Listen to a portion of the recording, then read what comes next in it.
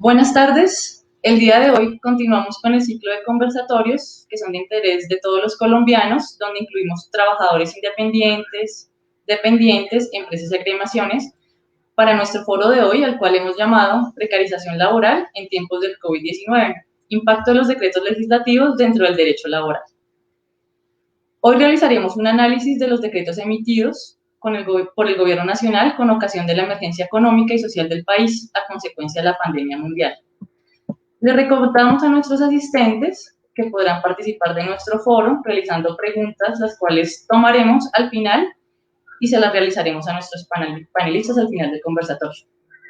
Para este análisis nos acompañan tres expertos académicos y personalidades que han estado vinculados al sector laboral en sus diferentes especialidades, quienes nos van a dar su apreciación respecto a nuestro tema. Empezamos con Edgar Mojica Vanegas, sociólogo especializado en derechos humanos y construcción de paz, actual secretario general de la CUT, fue el director del Departamento de Derechos Humanos y Solidaridad de la CUT Nacional, laboró en el Ecopetrol, afiliado a la USO, con una larga trayectoria de labor sindical en el país. Nos acompaña también el doctor Javier Eduardo Almanza Junco, abogado magíster en Derecho Laboral y de la Seguridad Social de la Universidad Libre de Colombia, especialista en Derecho del Trabajo y de la Seguridad Social de la Universidad Católica de Colombia, conciliador de la misma universidad y especialista en instituciones jurídicas de la Seguridad Social de la Universidad Nacional de Colombia. Actualmente se desempeña como docente titular en varios módulos de derecho de la Universidad Nuestra Señora del Rosario, coordinador de consultorio jurídico del área del derecho laboral y seguridad social. Ha sido autor y coautor de varios libros y publicaciones de derecho laboral y protección social.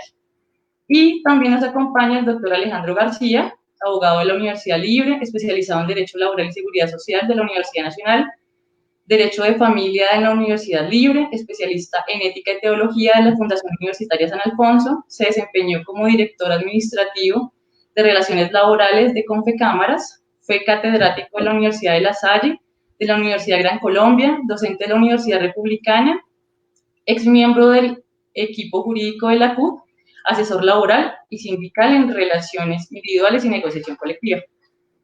Bueno, este Facebook Live se llevará a cabo de la siguiente forma.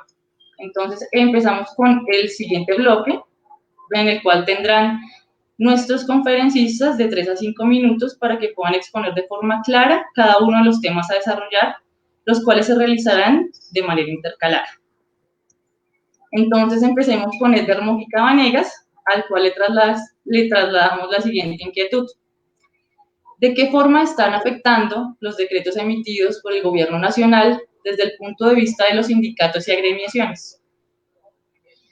Muy buenas tardes. Un saludo a la audiencia, a los compañeros panelistas, a ustedes por invitarnos a compartir algunas en reflexiones. Lo primero que quiero señalar es que nosotros hemos venido haciendo una caracterización del gobierno del presidente Duque, en el sentido especialmente para este tema de los derechos laborales, del autoritarismo de este gobierno, de no posibilitar discusión, negociación en ningún escenario con los sindicatos o con las centrales obreras.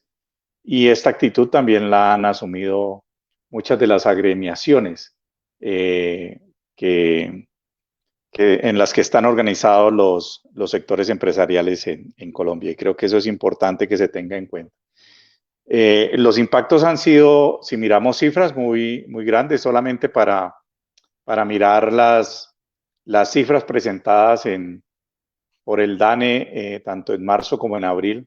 En marzo ya veíamos que cerca de 1 millón de colombianos habían dejado de estar ocupados en nuestro país. Y en abril, pues, se vio lo catastrófico de estas cifras. Más de 5 millones de colombianos dejaron de estar ocupados en el país. Y la precariedad laboral obviamente aumentó, no solamente en el tema formal, sino también en el tema informal. Recordemos que el 66% de los trabajadores de nuestro país están en la informalidad total. Y de esta informalidad, un 50% de ellos, es decir, casi 7, 8 millones de colombianos viven de lo que se llama la economía del día a día o la economía del rebusque. De ahí la preocupación y las propuestas que venía haciendo la CUT desde el mes de marzo, el 20 de marzo, enviamos una comunicación directa al presidente Iván Duque, quien no la contestó ni posibilitó que en el escenario donde discutimos con el empresariado y con el gobierno, que es la Comisión de Concertación de Políticas Salariales, que es un espacio, digamos, de carácter constitucional, para buscar acuerdos en materia laboral, no fue posible ningún tipo de concertación. Y en esa comunicación nosotros advertíamos de lo que podría pasar en materia laboral y hablábamos de 3 propuestas, digamos, síntesis. Una, obviamente, protección del empleo, es decir, que se emitiera vía decreto legislativo la imposibilidad de, por cualquier tipo de mecanismo o argucia, despedir o cambiar la modalidad de los contratos de los trabajadores en medio de la pandemia. 2, el tema de salud, tanto de bioseguridad para las empresas que deberían seguir, digamos, trabajando abiertas, y para el sistema de salud. Y 3, el tema de comida, que llamamos nosotros, y a eso le pusimos un nombre propio que fue renta básica. Y hablábamos de una población específica donde estaban los trabajadores informales y los trabajadores desempleados, o los desempleados. Esto fue acogido también por más de 50 senadores. Hay un proyecto que inicia primer debate alrededor de la discusión de renta básica, su alcance, el monto, pero nos parece que a estas alturas es desafortunado que el gobierno no haya tomado estas medidas de protección de empleo, de renta básica para los trabajadores, y eso hubiese ayudado a mantener la economía. Si a eso le sumamos el tema de contagios en empresas, pues el panorama para los trabajadores, decimos que hemos sido, digamos, el sector que mayor costo ha tenido y mayor sacrificio ha puesto en medio de esta crisis, y este panorama está a nivel global, a nivel mundial, ¿cierto? La CEPAL habla que para América Latina vamos a tener un incremento de más de 10 puntos de desempleo en todos los países, y que la informalidad se va a duplicar en nuestros países. Entonces el panorama no es fácil para los trabajadores. Algunos advertimos que los trabajadores estamos a puertas si no organizamos un mecanismo de acción política directa a puertas de la derrota más grande de la historia del mundo laboral y de la lucha de clases en la que nos vemos inmersos los trabajadores día a día. Entonces dejaría por ahí como estas primeras reflexiones.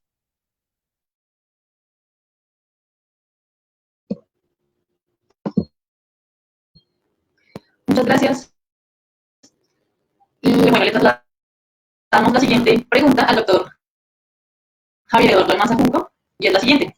Los decretos de emergencia emitidos por el Gobierno Nacional a causa del COVID-19 han generado afectación en los ciudadanos.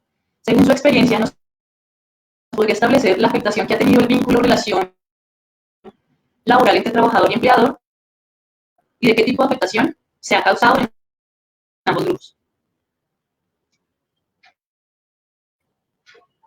Doctor.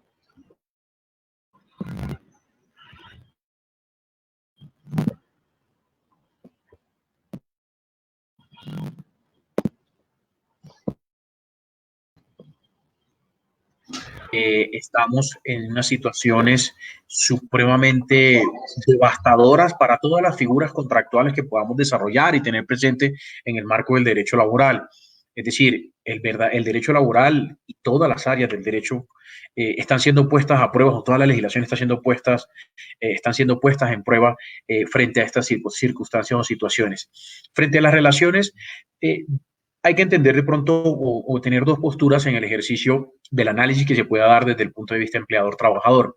Es innegable que por el simple hecho de estar la afectación del COVID hay que partir de un escenario real que va a haber afectaciones. Es innegable que pueda haber, y por una simple razón, la economía está en un proceso de estancamiento, desaceleración por falta de poder adquisitivo en las empresas que pueda generar vinculaciones y la supervivencia de esas mismas unidades de producción, en este caso, pues obviamente las empresas, y en Colombia hay que partir de algo. Esta pandemia nos está mostrando que nuestra economía es muy débil desde el punto de vista de sostenibilidad. Sin embargo, hay que reconocer, ninguna economía en el mundo iba a poder solventar la sostenibilidad de todos los contratos de trabajo ni de las formas. Sin embargo, el legislador, digamos que de una forma no sabia o de pronto la más intuitiva posible, ha intentado generar diferentes marcos o escenarios para poder concertar, y por eso es que el mismo legislador no ha dado imposición absoluta a las figuras contractuales, y eso hay que analizarlo, porque al hacerlo estaríamos hablando de reformas como normalmente se pudieron mencionar en algunos medios de comunicación, que si el decreto 770 era una mini reforma laboral o para ver qué pensaban los trabajadores del escenario. Más allá de que fuera una reforma laboral o no, fuera una reforma, a consideración el que habla, si existiera esa imposibilidad o esa imposibilidad del trabajador y el empleador poder medianamente negociar, porque también hay que reconocer que el empleador, digamos que está tratando de preservar de la mejor forma posible los contratos. También hay que mirar que no van a poder hacer todo, y eso es una realidad. Nos guste de pronto o la tengamos que aceptar o no aceptar, tenemos que vivirla. En este momento es el resultado. Y como decía obviamente mi compañero del panel, el primer panelista, hombre, es innegable lo que vamos a llegar a los 10, a los dígitos, y cada vez va a ser el aumento del desempleo. Hasta ahora estamos viendo las medidas de contingencia o de emergencia que están tomando las empresas para la terminación de esos contratos de trabajo, unas suspensiones de carácter no jurídico o arbitrarias, o de pronto dentro de la ingenuidad del empleador o empresario pequeño y mediano, y me refiero a ese, de poder aplicarla. Sin embargo, hombre, la consideración va a ser que es innegable la afectación que hay. Y más allá que existe esa afectación o que podamos de pronto mencionar o puntualizar la afectación, es que esto va a generar también un represamiento absoluto en el aparato judicial por una simple circunstancia. No todos estamos contentos con las decisiones que se han tomado y con la intervención que puede tener, en este caso, nuestro ministerio o nuestro legislador frente a las diferentes circulares, decretos y resoluciones que han dado. Sin embargo, se han movido de alguna forma a consideración de algunos, incluso el que le habla de manera medianamente positiva. Esto desde el punto de vista que, hombre, hemos tratado de mover, si bien es cierto, la cesantía es un tema polémico, pero trataron de moverse como mecanismo de ayuda luego de haberse generado las cajas de compensación. Están solicitando en este momento o tienen la posibilidad de acceder al subsidio de desempleo, y ampliaron cosas tan elementales como los tiempos de permanencia. Sabíamos que se presentaba, hombre, cosas como tenías que tener un número de semanas durante un determinado tiempo. Ese espacio de tiempo lo que hicieron fue ampliártelo para ser beneficiario de ese subsidio. No van a ser suficientes, eso es clarísimo, que no van a ser suficientes. Sin embargo, es la razón que algunos consideramos de manera intuitiva que ha tenido el gobierno, y pues hay que aclararlo. De una forma u otra, muchas empresas están cerrando, y no solo contratos de trabajo se están cerrando, también el empleador está siendo perjudicado y afectado por una simple razón: es el ejercicio básico de algo externo que no involucra a ninguna de las dos partes y que sí está afectando de una manera concreta y puntual a la economía y a ese trabajador también como la parte débil de la relación, porque no hay que olvidarlo, el trabajador de una forma u otra en algunos escenarios sigue siendo la parte débil de la relación laboral. La afectación es innegable para ese trabajador, sin lugar a equívocos, pero también hay que mirar que el empleador se está siendo afectado, y hay que mirar esa óptica del empleador o el pequeño o mediano empresario, que en Colombia es la mayoría de la actividad empresarial que vincula a los trabajadores, es mediana empresa. Entonces, en ese orden, mediana y pequeña, porque las grandes empresas sabemos que no hay alrededor de 4.000 según las cifras que pueda existir. Entonces, tenemos un sinnúmero de nuestra economía que es pequeña o precaria. Entonces, automáticamente, y es innegable que se vea la afectación. Claro que sí, en las modificaciones de contratos, sí, adicionar a las modificaciones de contrato, pues obviamente suspensiones de carácter, para algunos no legal, porque el procedimiento está establecido en la legislación. Entonces, nos está llevando a ese escenario, que la consideración puntual es, y a la conclusión que vamos a llegar, es que se van a seguir afectando, porque la economía realmente es la que sustenta las relaciones de trabajo, y tampoco no nos podemos obligar a lo imposible. Sin embargo, también está la otra postura, el empleador que está abusando de estas figuras para normalizar de pronto ciertas circunstancias en las relaciones de trabajo, que eso ya entrará en este caso entrará a los juzgados, entrará al ministerio a velar cada una de esas circunstancias o situaciones una vez se hagan las denuncias correspondientes o en este caso las quejas o las demandas respectivas, que es innegable que van a tener que llegar, ¿sí? Entonces, afectación innegable. Sin embargo, pues obviamente hay que mirarlo desde las dos ópticas. El gobierno, pues obviamente con las figuras que he mencionado, ha tratado de desarrollarlo de la mejor forma posible. Consideramos algunos que puede ser no es el ideal, porque para un tema de una pandemia, cualquier empleador, cualquier trabajador va a salir afectado. Y más allá de eso, también vamos a tener que reconocer algo. Siempre va a haber afectación. No podemos vivir en el escenario real que los trabajadores de 100 empresas, con un ejemplo, se van a sostener si hay una pandemia de este límite. Creo que ninguna empresa en Colombia ha podido hacerlo y excepcionalmente tuvimos el caso que obviamente lo hemos visto en medios, pero a un gran costo y a un gran precio. Entonces, tan es así que lo sabemos que también hizo pública su manifestación de decir ya no podría más si continúa la pandemia. Entonces, el escenario va que está tocando a los trabajadores, innegablemente, pero también a los empleadores. Muchas gracias, doctor. Continuamos con el doctor Alejandro García. La primera pregunta que le generaríamos es la siguiente. Desde su conocimiento, ¿nos podría establecer cuáles son las consecuencias jurídicas de la suspensión o terminación de contratos de trabajo, así como las consecuencias asimilables para los ciudadanos que se encuentran vinculados por medio de contratos de prestación de servicios?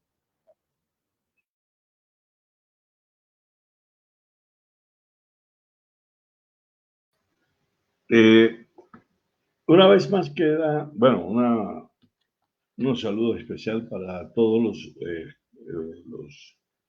las personas que se encuentran escuchándonos, así como a los trabajadores de Colpensiones por esta importante iniciativa que han tenido de estos diálogos que nos parecen muy a la medida y muy importantes. Una vez más queda evidenciado que en Colombia el contrato de prestación de servicios no es un contrato que verdaderamente cumpla con los requisitos para los cuales fue creado y que sí nos evidencia que estamos frente a la violación permanente de las leyes colombianas, sobre todo en aquella que se expidió ya hace algunos años, donde se planteaba la formalización del empleo. El sector de los trabajadores con contrato de prestación de servicios, que no es un contrato laboral, sino que es un contrato de carácter civil, nos evidencia cada día más que estamos frente al tema del contrato de trabajo realidad.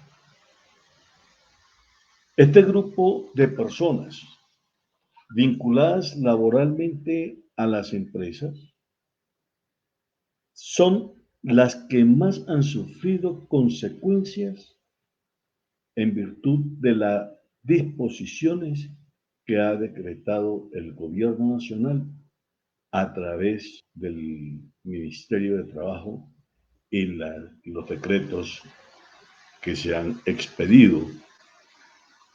Porque si bien es cierto que se planteó desde el principio que se tendría que salvar el empleo, estas normas estaban dirigidas más a aquellas personas que estaban vinculadas laboralmente con contratos de trabajo,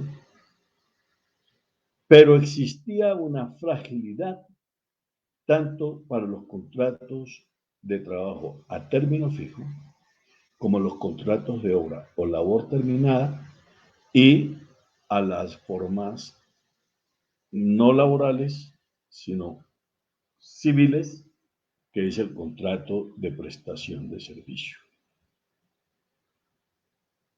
¿Qué hicieron los empleadores con base en las medidas?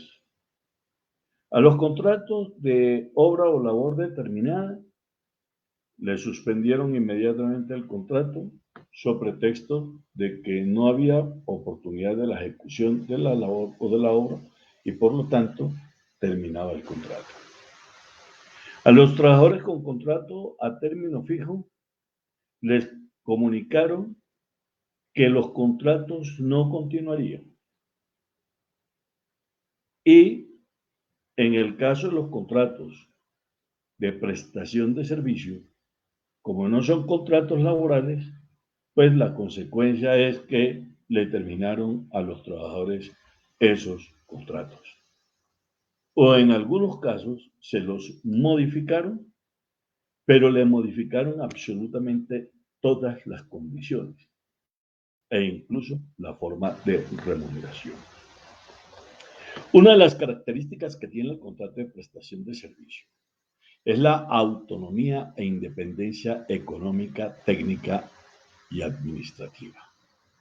Si a una persona se le contrató para realizar determinadas labores que se hacían con base en estos contratos, la naturaleza misma del contrato no permitiría la terminación hasta que la persona cumpliese con aquello para la cual fue contratado, porque esa es la razón de ser del contrato de prestación de servicios.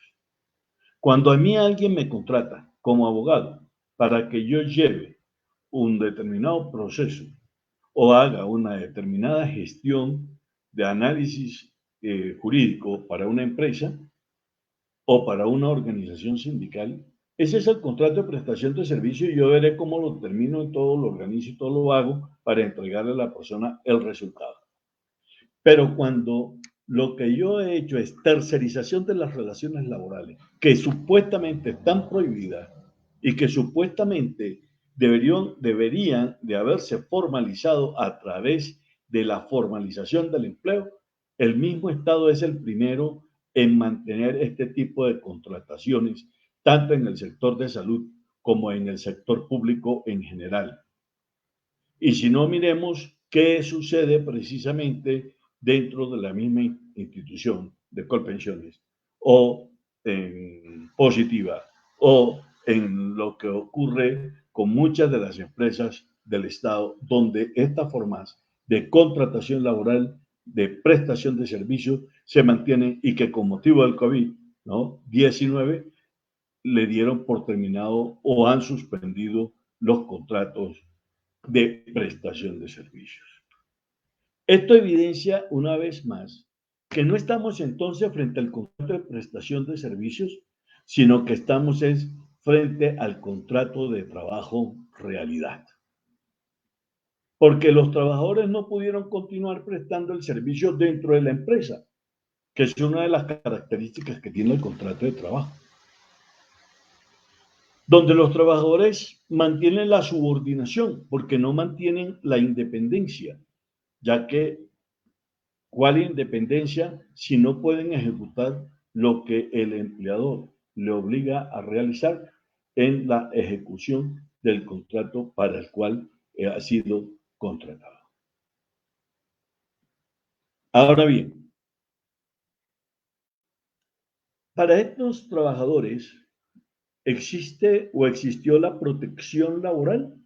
No, porque como no es un contrato laboral, sino que es un contrato de carácter civil, entonces las normas expedidas por el Ministerio de Trabajo no tienen el alcance de la protección real que de alguna manera recomendó la Organización Internacional del Trabajo.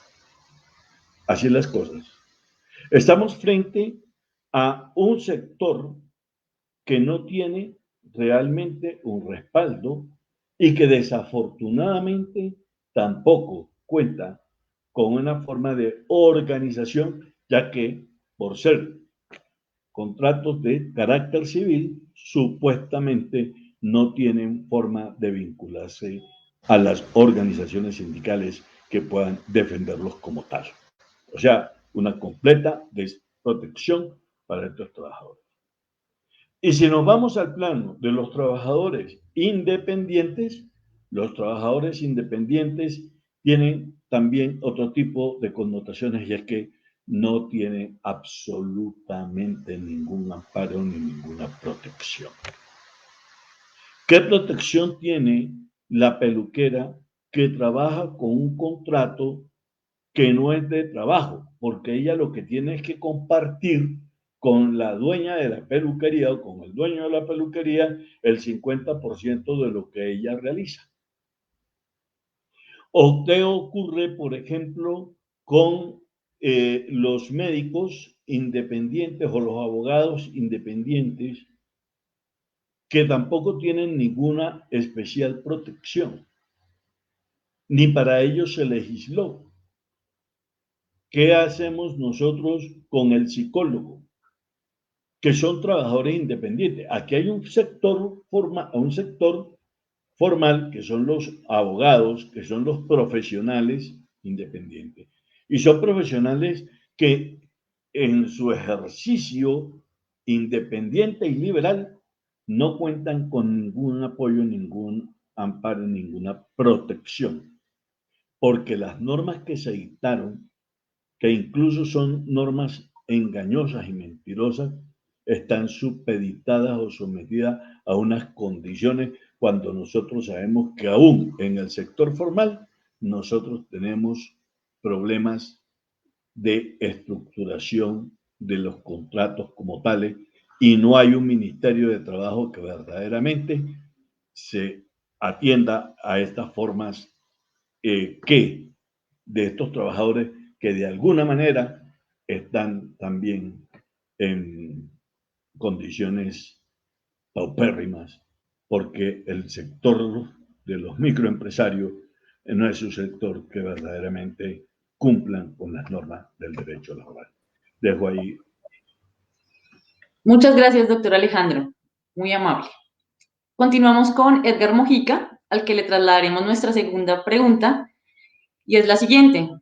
¿Qué actuaciones o actividades ha planeado o han ejecutado las agremiaciones sindicales para contrarrestar los despidos masivos y la suspensión de contratos de trabajadores justificados en los decretos de emergencia emitidos por el Gobierno Nacional a causa del COVID?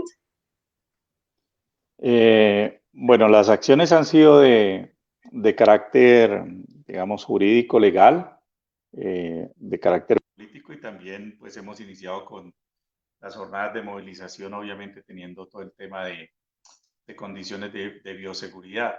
Pero yo quiero profundizar un poco alrededor de esta pregunta sobre, digamos, más allá de los decretos y digamos, que ha sacado el gobierno en términos de lo laboral y las resoluciones del ministerio, yo quiero señalar una cosa que es profundamente dañina y peligrosa para las relaciones obrero-patronales en Colombia. Y es que estas relaciones son unas relaciones profundamente inequitativas. Es decir, que si tú sacas una resolución, emites una resolución o un decreto con carácter de ley, obviamente ante una relación de carácter inequitativa, el empleador va a sacar provecho de ese decreto o de esa resolución. Y voy a citar un ejemplo. En medio de un ejemplo de trabajadores organizados y de trabajadores no organizados, como bien lo señalaba el doctor Alejandro. Un trabajador de una mediana o pequeña empresa en una relación tan inequitativa, pues su patrono termina imponiéndole las condiciones laborales amparado en algo supuestamente legal como un decreto, una resolución del Ministerio del Trabajo que no protege el empleo, efectivamente. Pero los trabajadores organizados como los del sector del carbón, Sintracarbón, la empresa multinacional con todo el dinero del mundo, pudiendo haber garantizado derechos laborales en una convención colectiva, llevó a los trabajadores a tal punto en medio de la pandemia a obligarlos a retirar el pliego de peticiones y no negociar para proteger la convención colectiva. Es una muestra de una acción en términos de la relación de inequidad que existe en este país entre trabajadores y patronos. Y por eso los decretos lo que han hecho es favorecer al empresariado porque se ha apropiado de ellos para, en su posición dominante, arrebatarles derechos y condiciones laborales a los trabajadores, tanto los que las tenemos formalizadas, como lo dijo el doctor Alejandro, mucho peor para los que no las tienen formalizadas y simplemente son relaciones de carácter civil o de carácter comercial. Y señalo dos últimas cosas. Hombre, nosotros hablamos de proteger el empleo y creo que con altruismo el movimiento sindical colombiano y la CUT dijimos, efectivamente las unidades productivas de Colombia, el 90% de ellas están en la pequeña y mediana empresa. Y le dijimos al presidente de la República, subsidien las nóminas de esa pequeña y mediana empresa desde el gobierno para que se proteja el empleo y así la economía siga fluyendo. Porque si los trabajadores tenemos ingreso, podemos ir a la economía, ir al comercio, a adquirir bienes y servicios y la economía hubiese mantenido más o menos un ciclo, pero eso no fue posible. El gobierno no quiso proteger las nóminas del empresariado, pero el empresariado también, y lo digo con suficiente claridad y vehemencia porque lo conocemos así, porque lo discutimos con los sectores empresariales y los gremios, no paran su voracidad, ¿ya? Solamente por citar un ejemplo, el doctor Echavarría de la ANDI, en una de las discusiones frente a los derechos de los trabajadores, dijo que como los trabajadores en su mayoría estábamos haciendo teletrabajo, que por qué nos tenían que seguir pagando la dotación, por ejemplo, que no había que pagar dotación. Y peor aún, doctor Alejandro, usted que muy bien ha desglosado cómo está organizado todo este tema de lo que no son relaciones de carácter laboral, el empresariado dijo, definitivamente como esto cambia y como esto cambió en medio de la situación, es necesario que empecemos a pagar seguridad social y derechos laborales por unidades de tiempo trabajada. Es decir, si trabajas una hora, te pagamos eso y eso te cotizamos. Y si trabajas una semana, te pagamos eso y eso te cotizamos. Entonces, ante esas relaciones tan inequitativas, el gobierno debió haber actuado, el gobierno debió haber evitado y tenía cómo hacerlo desde el Ejecutivo. Y tenía también de dónde sacar los recursos y termino con esto. Nosotros propusimos que el gobierno debería traer dinero a las reservas internacionales y 2.000 billones de pesos que hay allí. Y el gobierno lo que hizo fue llevar más dinero para las reservas en medio de la crisis. Creo que es el único país del mundo que en una situación de emergencia no trae dinero de reservas internacionales, sino que los lleva para las reservas internacionales. La suavización del perfil de la deuda, como lo han hecho muchos países, solo dejando de pagar interés y amortización de deuda hubiésemos tenido 22 billones de pesos para subsidiar nóminas o bien para pagar la renta básica universal, como hemos venido proponiendo nosotros y muchos senadores del país. Entonces, esto es un tema político del gobierno y la responsabilidad de Iván Duque de no haber querido proteger el empleo, subsidiar y pagar las nóminas como debió haberse y dado renta básica a los colombianos, especialmente a esos sectores que el doctor Alejandro señaló que están en la precariedad, en la informalidad y que quedaron desempleados en medio de la pandemia.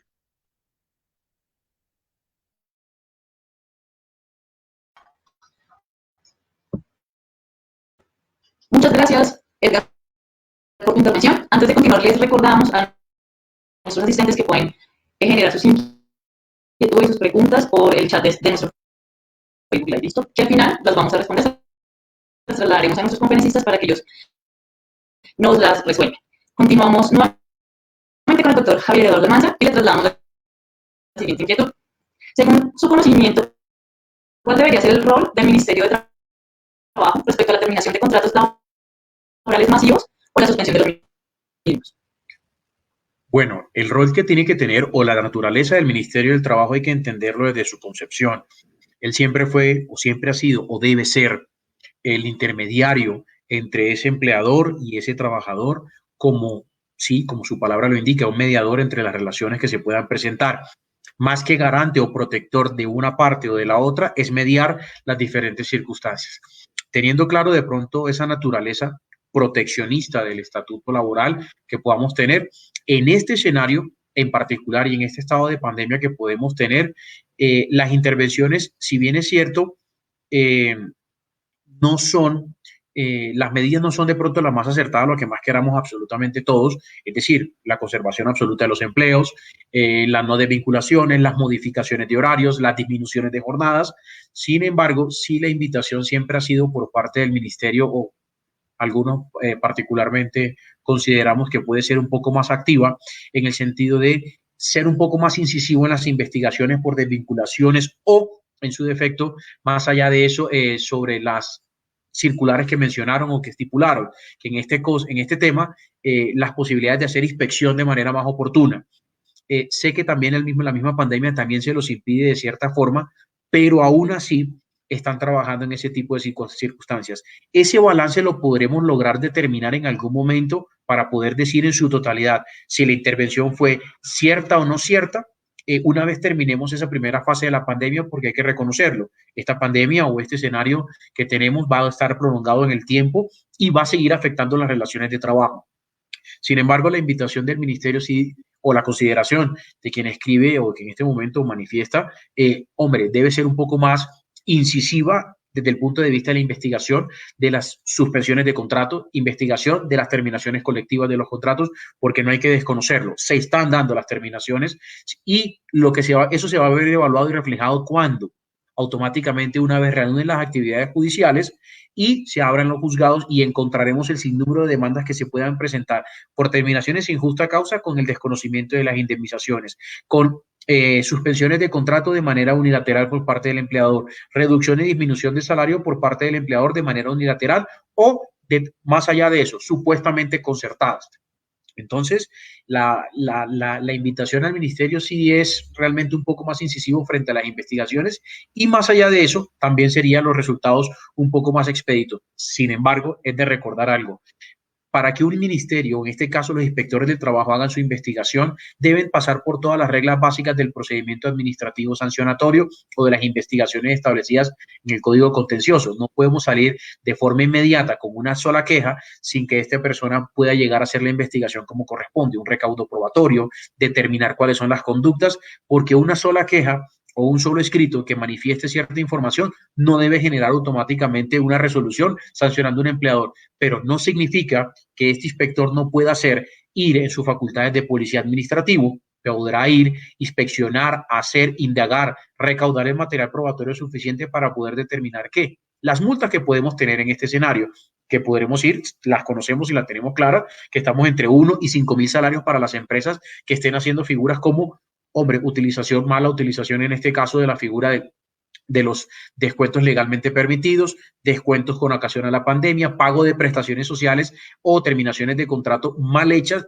con ocasión al COVID, retención de salarios, ¿sí? En este caso, nuevamente, la suspensión autorizándolas, o en su efecto el empleador generando esas suspensiones de contrato de manera unilateral, despidos de trabajadores en estado de embarazo, porque es una realidad. En este momento se están dando esas terminaciones y los trabajadores están amarrados.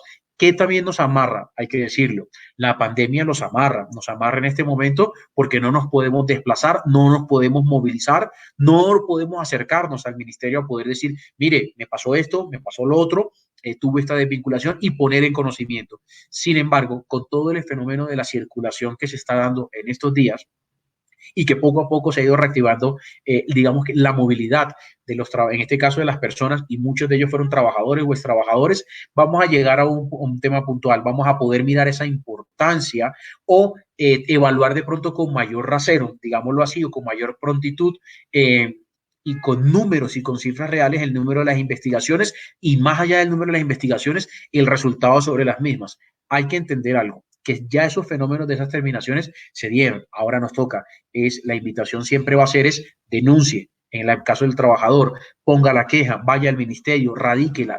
El ministerio incluso tiene su chat o su página para poder determinar esas circunstancias.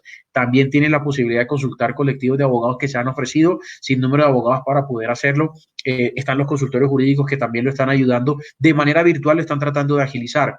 Pero el Ministerio del Trabajo en este momento, pues no puedo decir que ha sido lo idóneo para todas las circunstancias, pero ninguna medida que podamos tomar en este momento va a ser idónea.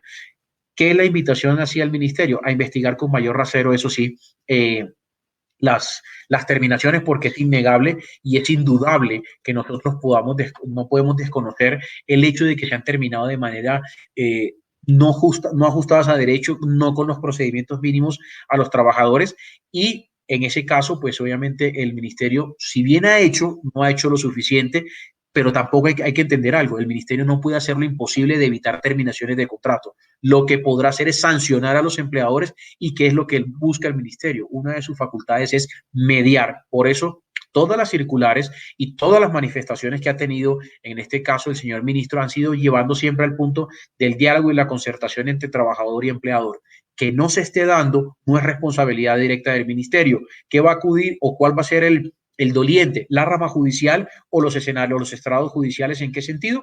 Hombre, en el sentido más elemental, y es el derecho que todo trabajador tiene si siente que sus derechos están siendo vulnerados. Y esa es la invitación.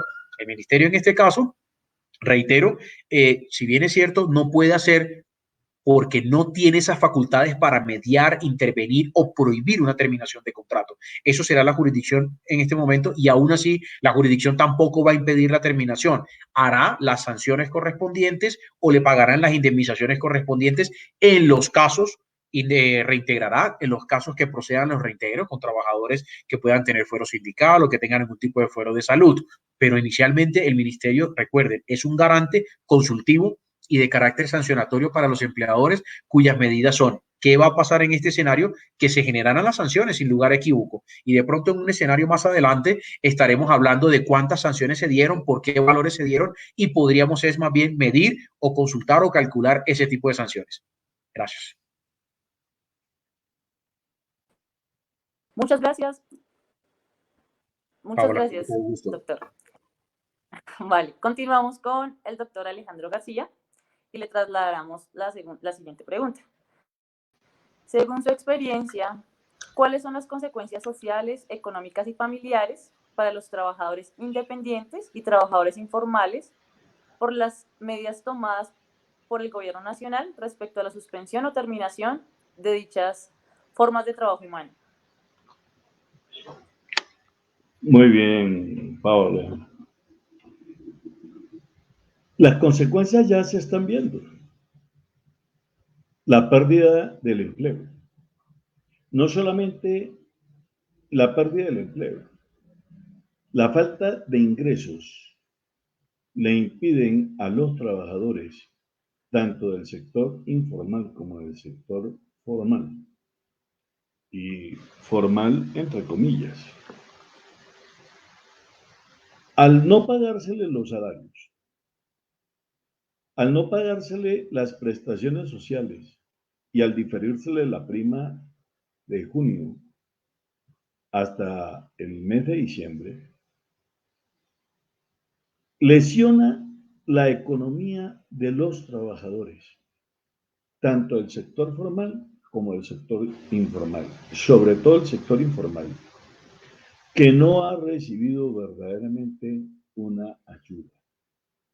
Porque si bien en Colombia se dice que Colombia es un Estado social de derecho, cada vez que uno escucha a los mismos congresistas, se les olvida decir que somos Estado social de derecho y dicen que somos un Estado de derecho. Porque un Estado de derecho vela por la norma, pero el Estado social de derecho vela por el bienestar general de todos los ciudadanos o los habitantes del territorio nacional. ¿Dónde está la seguridad social del sector informal? En el CISBEN. Pero ¿dónde está la de los trabajadores independientes que no pudieron tener ingresos durante estos 3 meses, ni han podido tener ingresos durante estos 3 meses? Van a quedar colgados con la seguridad social. Pero el gobierno saca unas medidas de la seguridad social donde por ahora se les permite aplazar el pago, pero al final tienen que pagar. ¿Dónde está el Estado para subvencionarle el Estado social de derecho, para subvencionarle las necesidades familiares. En Colombia hay que pagar, si usted quiere estudiar bien, tiene que pagar colegios. Y muchos trabajadores informales y muchos trabajadores independientes que no tienen en este momento ingresos, no tienen tampoco con qué pagar el colegio de los hijos. El servicio de agua, luz, teléfono, tiene que pagarlo. Aquí no hubo congelamiento de los servicios públicos. Por el contrario, e incluso lo denuncio, me llegó por 100.000 pesos más y que en unos reajustes el recibo del agua. Cuando el gobierno está diciendo cosas contrarias, cuando yo veo que aquí en el conjunto donde vivo, muchas de las personas que son también trabajadores independientes, les llegaron los servicios públicos altísimos y no han podido ir a trabajar. ¿Qué está sucediendo con algunos otros trabajadores del sector formal que tampoco están recibiendo recursos? Hablo, por ejemplo, de esas personas que laboran en el suministro de los almuerzos en los colegios, o de la trabajadora que tiene que acompañar al niño en el transporte del colegio, que aparentemente son trabajadores formales, pero que tampoco están recibiendo un salario, que tampoco están recibiendo una ayuda del Estado. Y la ayuda del Estado era, como lo vimos en la corrupción que se dio, llevarle un mercado por una semana a quien mostrara un trapo rojo, pero la solución al problema del hambre no se la dio. Porque el Estado tenía, como lo dijo hace un momento el doctor Mojica, que haber traído dineros de las reservas para darle y subvencionar a esos sectores informales, a esos sectores independientes que no han tenido ingresos y que obviamente eso va a repercutir en las relaciones familiares. Que se disparó la violencia intrafamiliar. ¿Cómo no se va a disparar la violencia intrafamiliar cuando los hijos están pidiendo, la mujer está pidiendo, el hombre no está trabajando, la mujer no está trabajando, ¿no? Y están los servicios públicos pitando y está el contrato de arrendamiento pitando y está reclamando el pago de todos esos derechos que no se pararon y que tienen que seguir con trabajadores que no están trabajando o a quienes se les redujo el salario al 50% o lo que hicieron algunos empresarios, ¿no? Que me parece a mí o que constituye un abuso del derecho, ¿no? De mandarlos a vacaciones hasta el año 2024. ¿Cómo así? Que se dicta una norma donde se dice, mire, concédale vacaciones ahorita, pero ellos vacaciones de vacaciones de vacaciones de vacaciones. O sea, que en 3 años muchos trabajadores a quienes se les anticiparon las vacaciones no van a salir de vacaciones. ¿Y qué hacemos entonces con esos trabajadores independientes que no tienen vacaciones, a quienes no podían salir y que hoy salen violando todas las normas de seguridad y de bioseguridad? Porque tienen que comer. Y tiene que generarse violencia en sus casas, porque el Estado es inhumano, porque Colombia no es un Estado social de derecho. Colombia lo dice la Constitución y la Corte ha dicho que no debe ser una simple retórica, pero sin embargo, nosotros vemos que las leyes aquí se han hecho es para fortalecer a un solo sector. y ha sido el sector financiero. Porque el sector financiero es el que ha venido recibiendo absolutamente todos los beneficios y a quien el gobierno le ha entregado recursos para que haga préstamos, para que solucione a esas personas que supuestamente están en el sector informal o a esos trabajadores independientes, pero que luego que dicta la norma le pone una serie de talanqueras y los señores banqueros ponen otras y con el dinero no llega a donde tiene que llegar.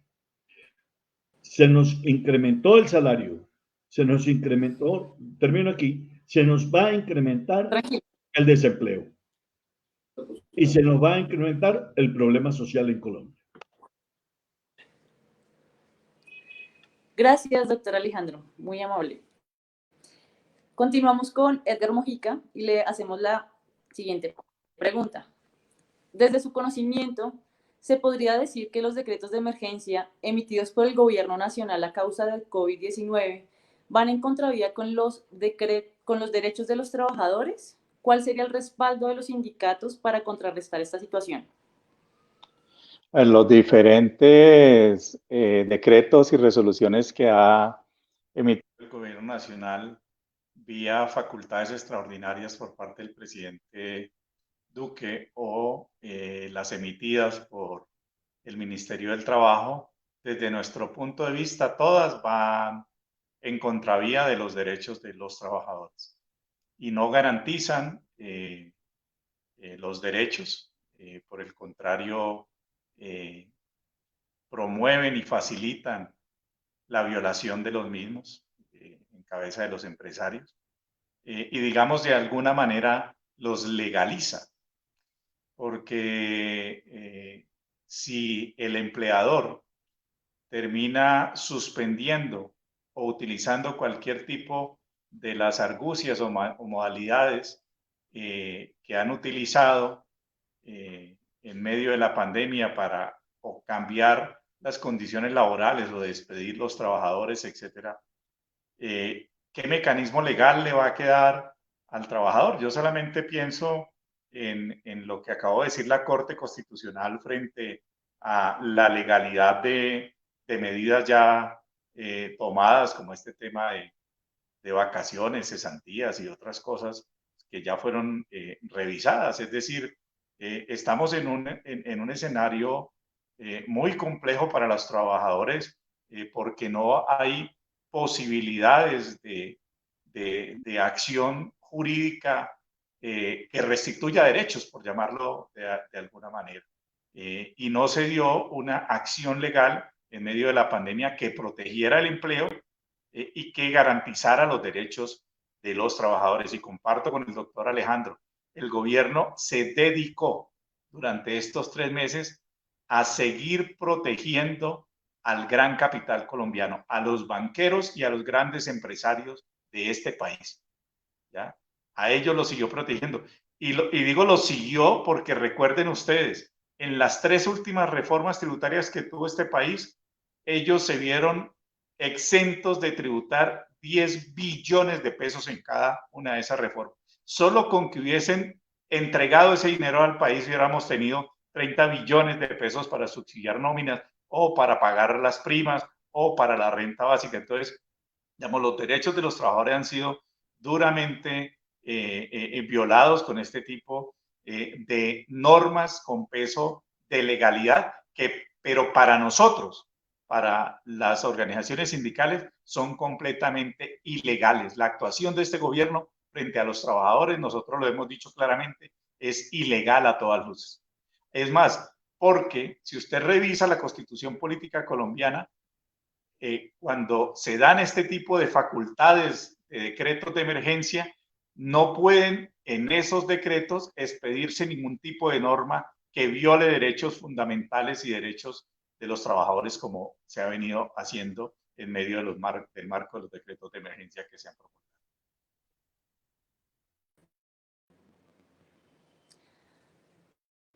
Muchas gracias, Edgar. Continuamos con el doctor Alejandro García y le trasladamos la siguiente inquietud.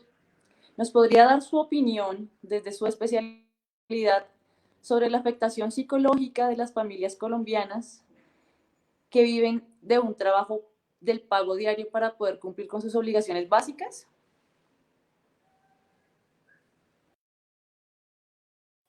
Claro, las consecuencias sociales de estos sectores van a ser todavía mucho más críticas. Toda vez que estas personas que están en ese sector informal, del paga diario, del gota a gota diario, pues no van a tener los recursos con los cuales poder seguir subvencionando sus necesidades primarias ante un Estado que es indiferente. Pero además de eso, ya veremos cómo dentro de pocos días, tan pronto se reabran los juzgados, van a llover las demandas de lanzamiento, o sea, restitución de inmuebles, donde vamos a ver trabajadores formales e informales teniendo que salir a buscar abogados para defender un pedazo de techo, porque no hay el dinero para pagar el arriendo. Porque al trabajador le redujeron el arriendo, le redujeron el salario, o lo enviaron a vacaciones sin pagarle, o les dieron 3 y 4 vacaciones hacia adelante, pero no le rebajan el arriendo, ni los servicios públicos. Entonces, las diligencias de embargo van a llover por todas partes. ¿Eso va a repercutir en el seno familiar? Claro, porque agobiados por las deudas, la unidad familiar tiene que romperse. La unidad familiar no lo resiste. Y no lo va a resistir porque desafortunadamente los trabajadores no tienen los recursos suficientes para periodos de pandemia como este, ni para la pospandemia, teniendo entonces que verse abocados a las acciones y a los atropellos de los cuales van a ser víctimas. Ya veremos cómo van a crecer las demandas de alimentos y los divorcios y las separaciones. Y muchos alumnos tendrán que regresar a su casa porque como el papá no pudo tener con qué pagar el colegio no los va a recibir. Entonces, el problema social es un problema que está creciendo, va a crecer y se va a acrecentar. Y veremos cómo el índice de violencia intrafamiliar va a ser mayor ahora en la época de la pospandemia.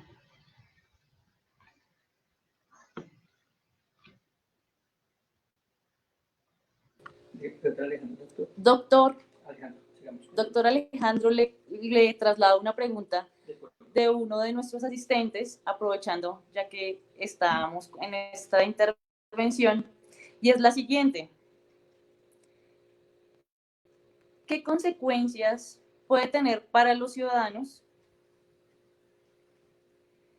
que se pague la prima de junio de forma dividida? ¿Qué considera usted que puede pasar pues con los trabajadores y con los ciudadanos del común respecto a esta situación o esta forma que tomó el gobierno?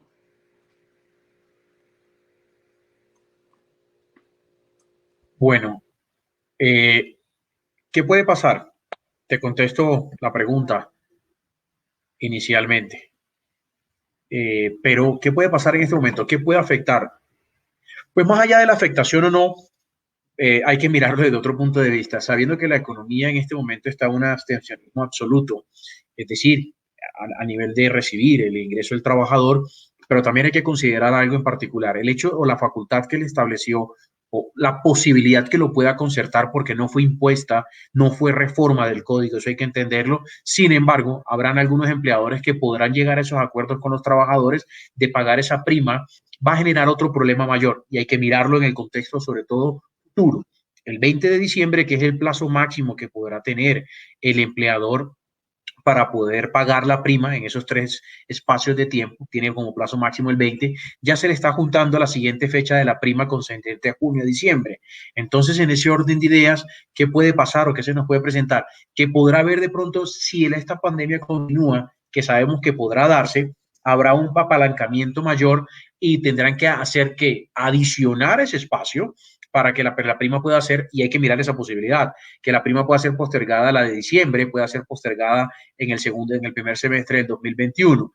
Entonces, más allá de que fuera posible o no, o que sea constitucional o inconstitucional en este momento, no le están quitando la posibilidad de recibir al trabajador la prima. Sin embargo, hay que reconocer algo que es la naturaleza, hay que irnos a las instituciones o a la esencia, la naturaleza de la prima. Entonces, es indispensable y hay que reconocer, si el empleador no tiene dinero para poder pagar salarios, pues una medida parcial puede ser, ojo, no dejar de pagarlo postergado, prorrateado, como dirían algunos, o por fracciones, puede ser una medida para alivianar la posibilidad mientras que el dinero empieza a circular y las actividades económicas se empiezan a desarrollar nuevamente y pueda generar esa posibilidad de recibir el dinero. ¿Qué va a pasar con el trabajador?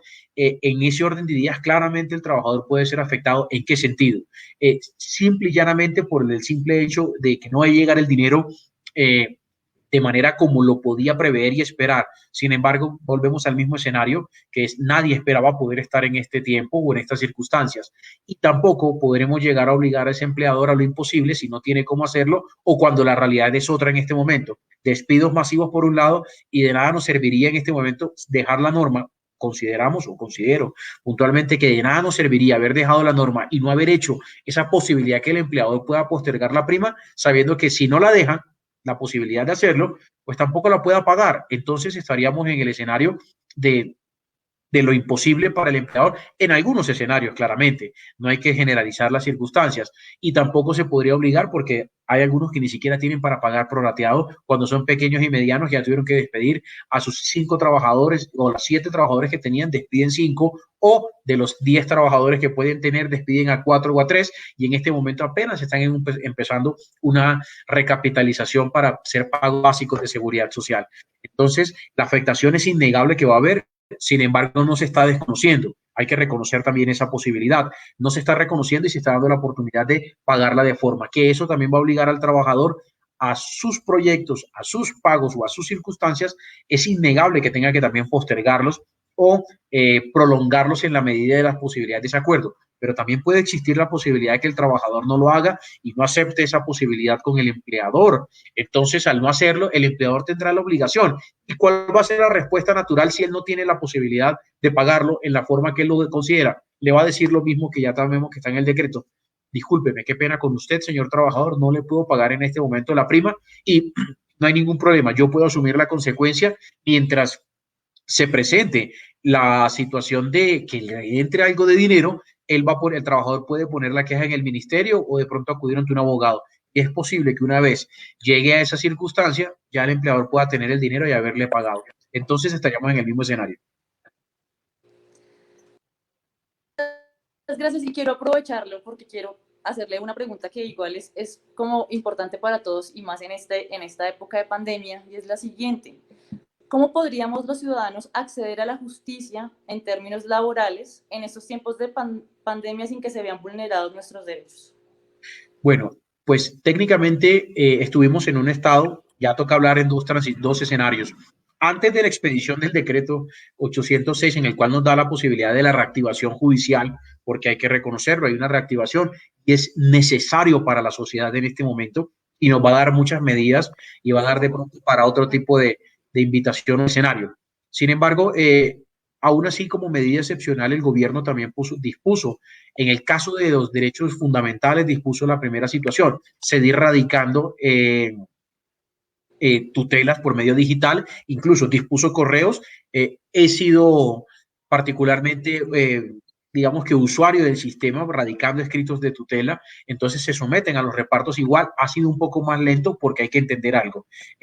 Hombre, estamos trabajando a través de un correo electrónico y la rama judicial tampoco tiene las herramientas suficientes para poder ser óptimo. Entonces eso le puede dar la posibilidad al trabajador, en este caso, de acudir al medio judicial a radicar tutela si considera en este momento antes de la expedición del 806. 1. 2. En el ministerio para quejas de acoso laboral o en su efecto de terminaciones, de suspensiones de contrato, también se presentó. En el ministerio estaba habilitado los correos electrónicos para radicar esas quejas. Sin embargo, con la expedición del decreto 806 nos cambia un poco el panorama. La posibilidad de acceder a la administración de justicia de un poco más amplio y expedito para lo que nosotros podamos considerar. Hay que recordar algo también. A partir del 1 de julio se podrá iniciar el proceso que lo hará la rama judicial de forma correspondiente, darnos la posibilidad a todos de poder radicar las demandas, de poder ser sometidas a reparto, pero también tenemos que tener conciencia de algo. Primero, de las condiciones de aislamiento que todos debemos tener y mucho más allá de eso, ellos estarán en el proceso y están en la implementación de protocolos que considero que será la misma lógica que podrá darse en algún momento de radicar de manera virtual. Ojalá lo pudiéramos hacer de esa forma. Si llegara a pasar de esa forma tan precisa, ya lo estamos viendo en algunos medios o redes sociales, algunos juzgados en este momento ya están haciendo audiencias, ¿sí?, de carácter virtual y las están mostrando, pero hay que mirar allá también algo.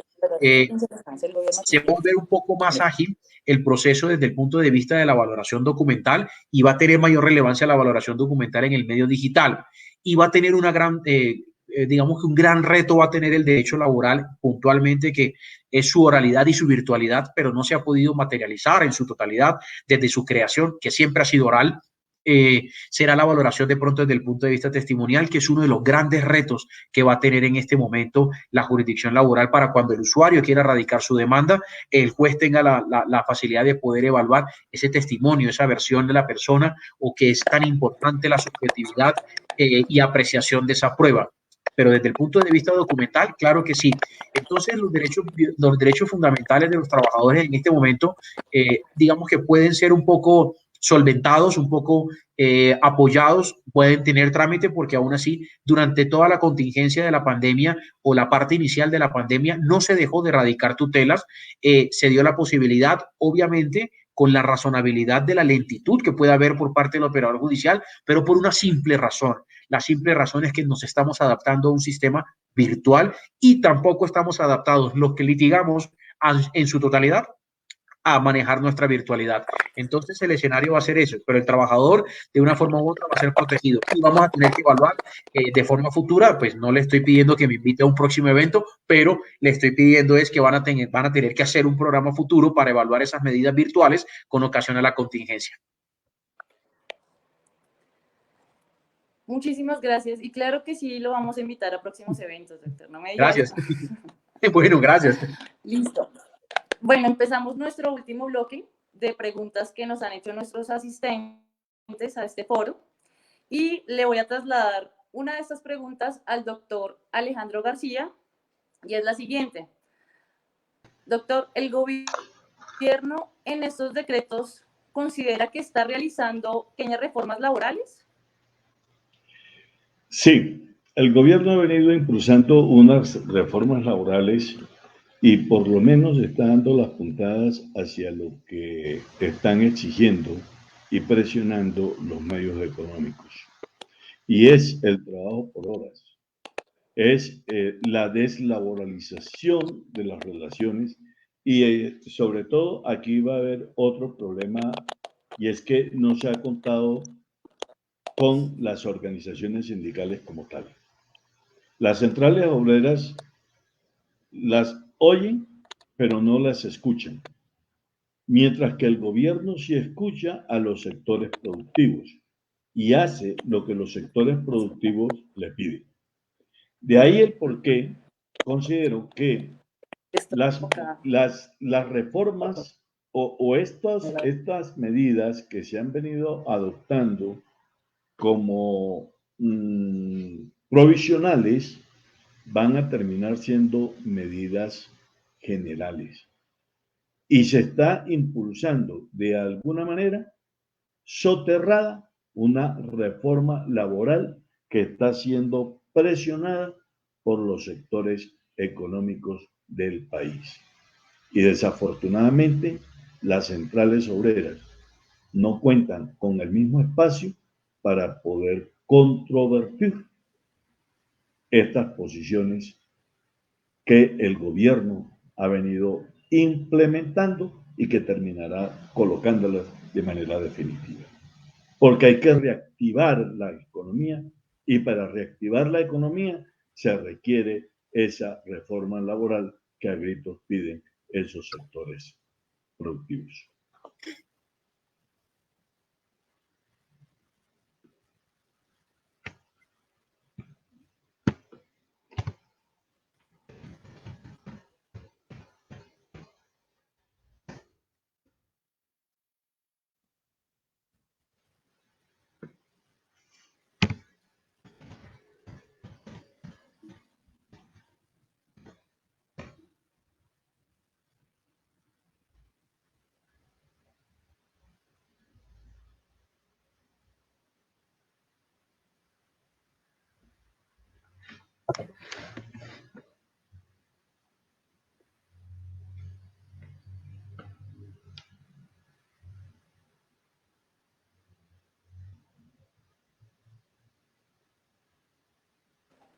¿Me escuchan? ¿Ahora sí me escuchan?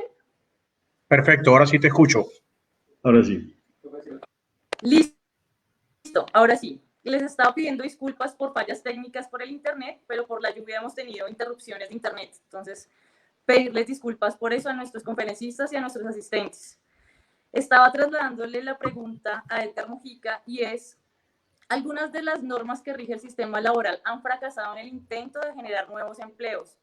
¿Qué viene para el derecho laboral en época de pandemia? Bueno, yo creo que más que para el derecho laboral, yo diría que viene para los trabajadores en este tiempo de pospandemia. Yo creo que hay un escenario de alto riesgo en el que muchas de estas normas de las que hemos venido hablando en esta hora larga de conversación con ustedes, el gobierno y los empresarios pretendan dejarlas de manera permanente. Y eso es un escenario de mucho riesgo para los trabajadores. Y creo que los trabajadores debemos estar prestos a mirar por vía de la acción política, de la movilización y de la acción jurídica, cómo revertimos esta serie de normas y in situ que han hecho desde el gobierno bajo los intereses de los empresarios.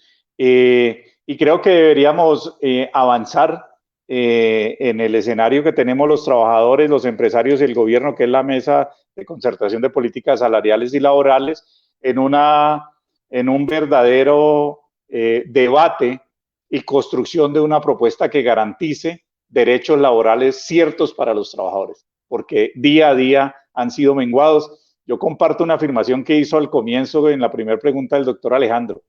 La desregularización del trabajo en Colombia ha llevado en que cada vez exista menos derecho laboral ligado a la relación laboral. ¿Por qué? Porque se cambió la figura y existen contratos de carácter civil o contratos de carácter comercial que son los que rigen entre empleadores y trabajadores, y allí no aplica el derecho laboral. Entonces hay un reto y un escenario grandísimo para los trabajadores en términos de recuperar lo perdido y de avanzar en normas que de verdad garanticen empleo, pero sobre todo empleo digno para los colombianos. Gracias. Muchas gracias, Edgar. Continuamos con el doctor Javier, y es la siguiente pregunta. ¿Está de acuerdo en que las reformas o decretos solo favorecen al empleador y no al trabajador? Bueno, más que estén de acuerdo o no, o favorezcan una parte a la otra, hay que considerar que, si bien es cierto, existe una circunstancia en este momento, más que favorecer, es la aplicación que también el empleador le pueda dar, y tenemos que verlo como el ejercicio responsable. ¿Me escuchas? ¿Tu audio está activado? Mi audio está activado. ¿Me escuchas? No. ¿No me escuchas? ¿Sí? Claro. Sí, Sí lo escuchamos, te doctor. escuchamos.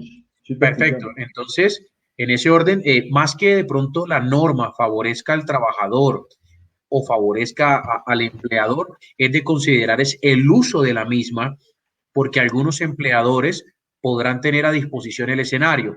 Es decir, en ese orden de ideas, algunos trabajadores podrán ser beneficiarios conforme a lo que el empleador pueda proveer o desarrollar. Porque hay algunos empleadores que hacen parte de la ética, que hablamos algunos de la ética empresarial y del correcto proceder. Y esa ética empresarial y el correcto proceder es tratar de sostener a sus trabajadores, y lo puedo decir con nombre propio. Aún así, con la generación de todas estas reglamentaciones que daba la posibilidad de suspender contratos y aprovecharse de la oportunidad del trabajador, y lo voy a poner con nombre completo, con nombre propio, el caso empresarial del señor Arturo Calle. Él trató de no utilizar esas medidas establecidas por el gobierno para no mitigar o no haber afectado a sus trabajadores. Sin embargo, la norma sale.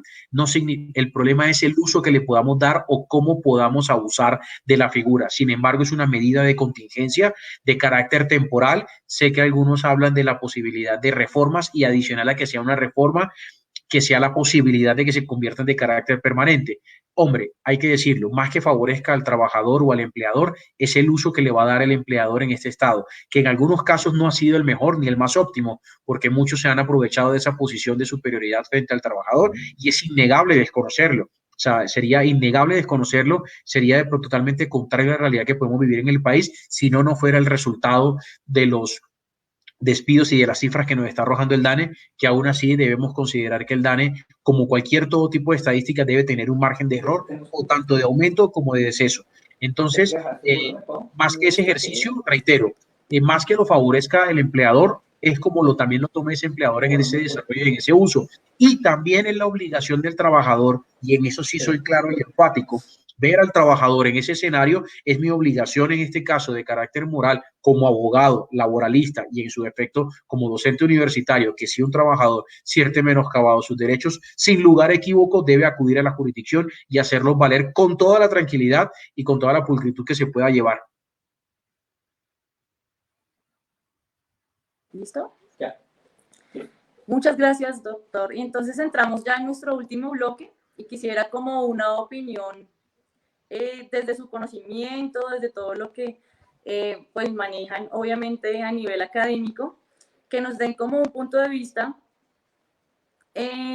sobre la estabilidad laboral, ¿sí? Sobre la estabilidad laboral para los trabajadores independientes, para los trabajadores con vínculo laboral, para las personas que trabajan del día a día, y todas las, respecto de los decretos de emergencia, pues obviamente que ha emitido el COVID. Entonces, no sé si empezamos con usted, doctor Alejandro García, ¿le parece?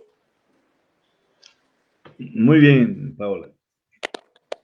Mira, la estabilidad laboral en Colombia es, a pesar de que en la Constitución Nacional obra, según el artículo 53, siempre ha sido definida como una estabilidad laboral relativa, no como la estabilidad laboral absoluta, que puede existir en algunos otros países mucho más avanzados. La estabilidad laboral en Colombia cada vez va a ser más volátil. Y yo creo que a partir de esta pandemia, las reformas laborales van a tender a modificar un poco más los contratos de trabajo para que estos no mantengan esa estabilidad que hoy existe. La reforma laboral se va a venir y en ella van a seguir trabajando. Ahí es donde los trabajadores van a tener que ponerse al frente y evitar que una reforma catastrófica se mantenga. El Estatuto del Trabajo se hace necesario, y se hace necesario para que verdaderamente se ventile allí el problema de la formalización del empleo en Colombia, y que haya una protección al trabajo. Acordémonos que Colombia, si es un Estado social de derecho, ¿no?, hay una solidaridad del sector económico de respetar el trabajo decente, que es por lo que tenemos que estar luchando.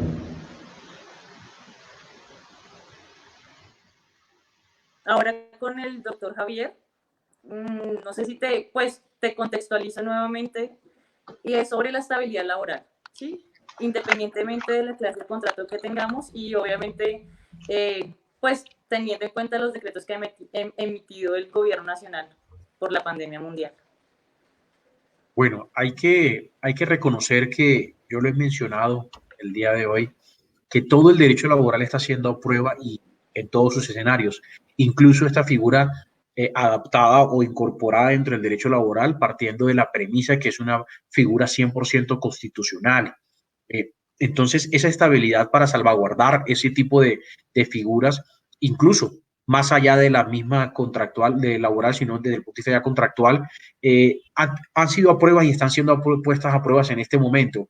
Y de pronto es obligatorio tener que ligarlas a las futuras medidas que se van a tomar, es decir, a partir de la expedición de este decreto 806, que nos van a generar en la erradicación casi que incalculable o innumerable de ciertas circunstancias de tutela.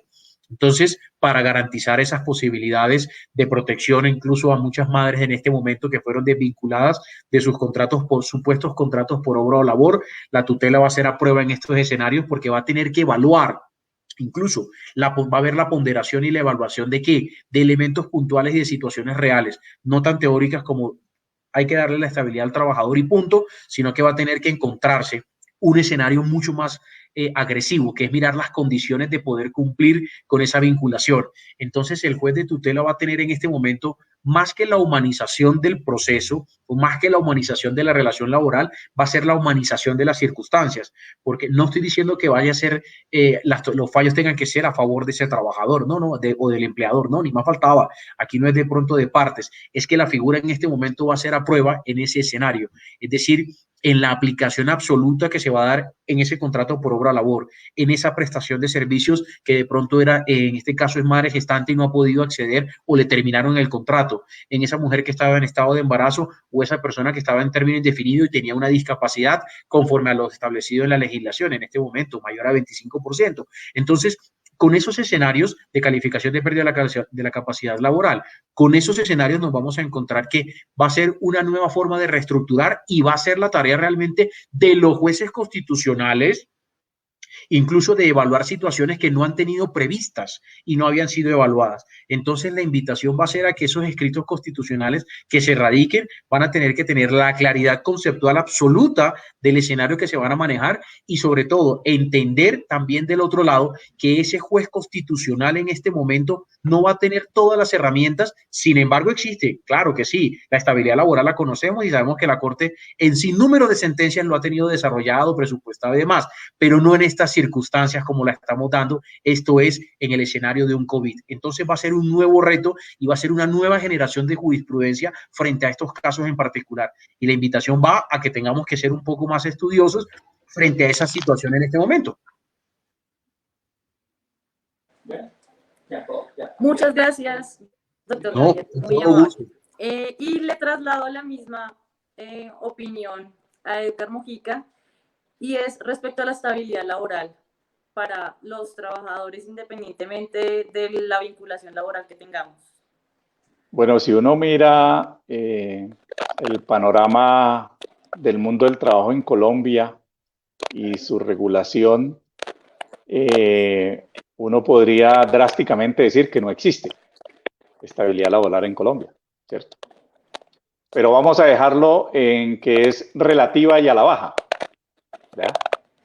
Es decir, ha sido modificada en la norma, porque de nada nos sirve que tenga un rango constitucional si ese derecho de rango constitucional no tiene ni garantía ni desarrollo, ¿cierto?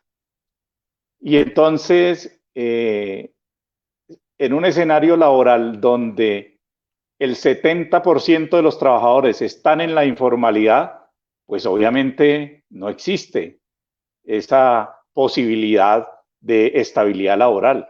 Y para ese otro 30%, digámoslo así, en lo relativo, ¿ya? La estabilidad laboral se regula a la baja. Yo estoy casi convencido que desapareció el artículo de estabilidad laboral del 100% de las convenciones colectivas de trabajo de este país. Estoy casi seguro de eso. Por lo menos en la empresa donde yo trabajo desapareció, lo borraron de un plumazo en una negociación colectiva, ¿ya? Entonces es un tema muy complejo decir que en Colombia existe para los trabajadores estabilidad laboral. Y yo creo que es necesario que estos y todos los derechos, a mí me parece interesante revivir, retomar, y lo hemos discutido en la CUD, este tema de las diversas propuestas que han salido en diversos momentos sobre estatuto del trabajo y cuáles serían los derechos ciertos de los trabajadores en un escenario futuro. Por una razón muy sencilla, y termino con esto. Cada cosa que los empresarios anuncian termina siendo ley en este país, en materia laboral. Cada cosa que el empresario anuncia termina siendo ley. Los empresarios dijeron, tenemos este tema con la prima, terminó siendo decreto ley. Los empresarios acabaron de decir hace poco en la última comisión de concertación, es necesario que regulemos el trabajo por unidades de tiempo laborado, incluía el pago de la seguridad social y demás para fiscales. Lo van a hacer ley. Y ante eso, estabilidad laboral, ninguna.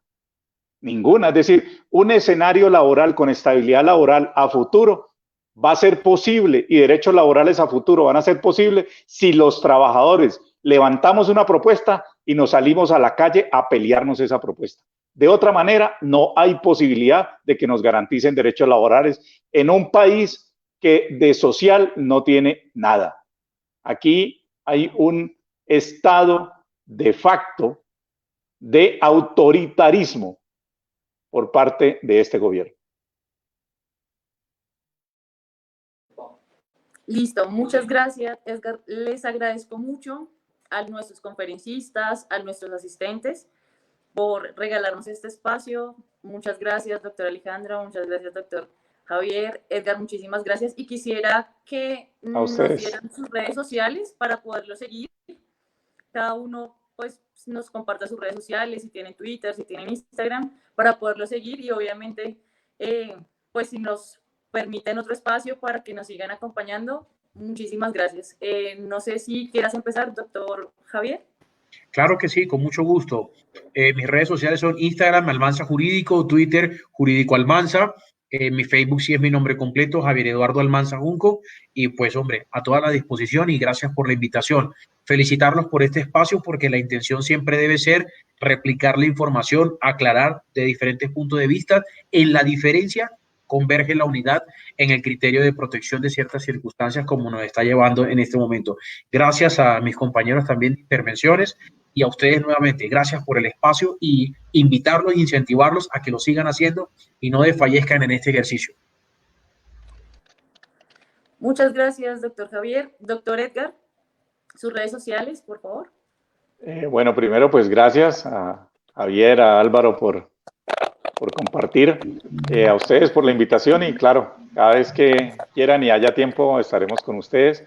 Mis redes sociales a veces se me olvidan, pero bueno, creo que mi Facebook es Edgar Mod V, de Edgar Mojica Vanegas, y mi Twitter sí es Edgar Mojica, @Edgar Mojica, ahí me pueden encontrar, me pueden seguir y bueno, abrazos a todos y cuídense, cuiden sus familias, pero no dejen que nos arrebaten la esperanza. Hay esperanza y vamos a salir a luchar por esa esperanza.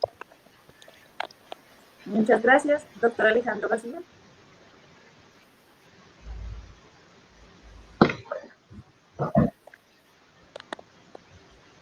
Gracias a los compañeros que estuvieron conmigo en este panel interesante de las posiciones. Igual para ti, Paula, y a todos los compañeros. Yo creo que nosotros decimos que un mundo mejor es posible, ¿no? La cuestión es que nosotros tenemos que ponernos la camiseta, ¿sí? Obviamente, y estoy de acuerdo con el doctor.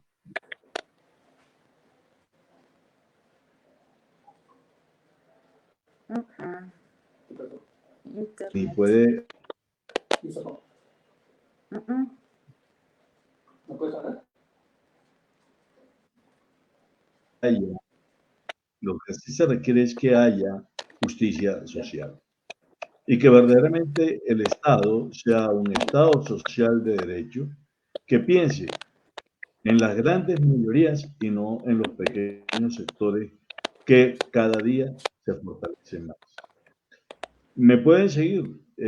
Sí, mi WhatsApp está en mi teléfono 315-332-2562. En Facebook aparezco como Alejandro García Salcedo y en Twitter Valera García 1. Mil gracias a todos ustedes, ¿no? Y creo que estaremos siempre atentos a que nos sigan invitando y ahí estaremos. Claro, muchísimas gracias a los asistentes, a los conferencistas no se desconecten, me regalan un segundito antes. A los asistentes, muchísimas gracias por seguirnos en este Facebook Live y los esperamos en nuestro próximo evento. Que tengan una muy buena tarde, buen fin de semana.